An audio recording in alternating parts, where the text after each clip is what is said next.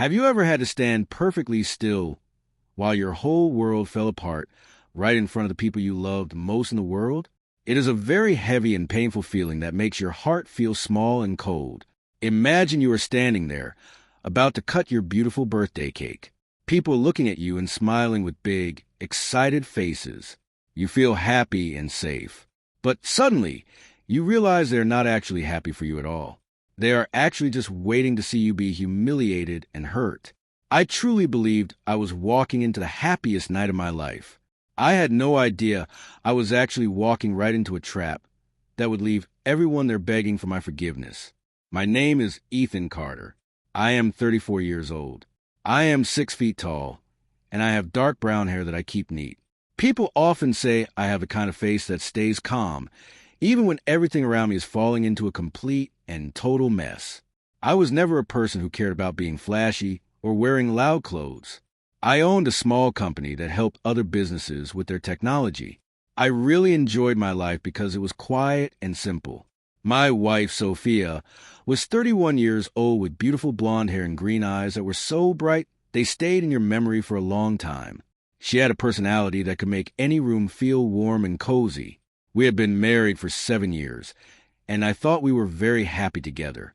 But for the last few months, Sophia started acting like a different person. She would take phone calls late at night in other rooms. When I talked to her, she gave me cold and short answers. There was always a distant look in her eyes, like she was far away on another planet. Every time I asked her if something was wrong, she would just smile, kiss my cheek, and tell me, "You're just imagining things, Ethan." Then my birthday finally arrived. Sophia was excited. She threw me a huge surprise party at her parents' fancy home. The house was filled with many guests.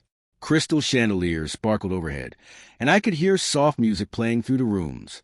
The air smelled like very expensive perfume. I looked around at all the people, and I smiled. I thought to myself that maybe I had been wrong to worry. I thought maybe everything was finally going to be okay for us. Sophia walked over to me. She was wearing a beautiful black dress and holding a glass of champagne.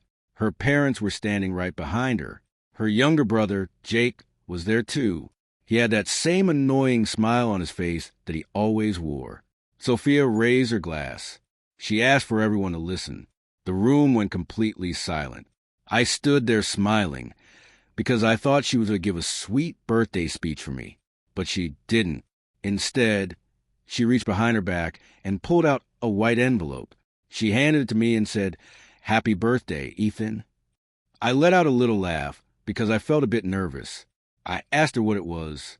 She told me to open it. I opened the envelope, and my smile went away in a second. They were divorce papers. For a moment, I felt like I couldn't even breathe. Then I started to hear it. People were laughing. It wasn't just one person. It was many of them.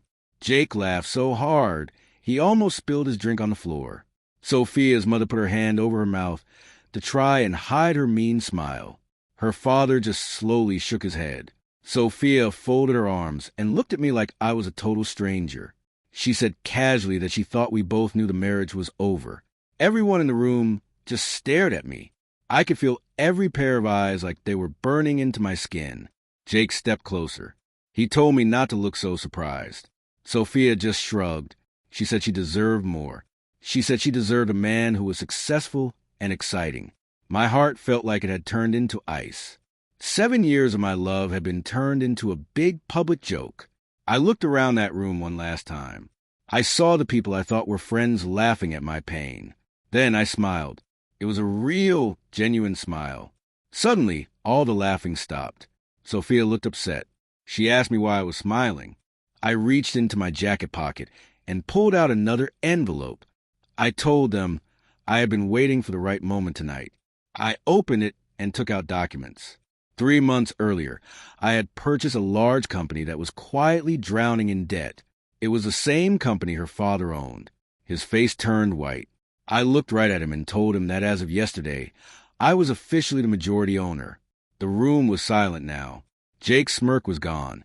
Sophia just stared at me.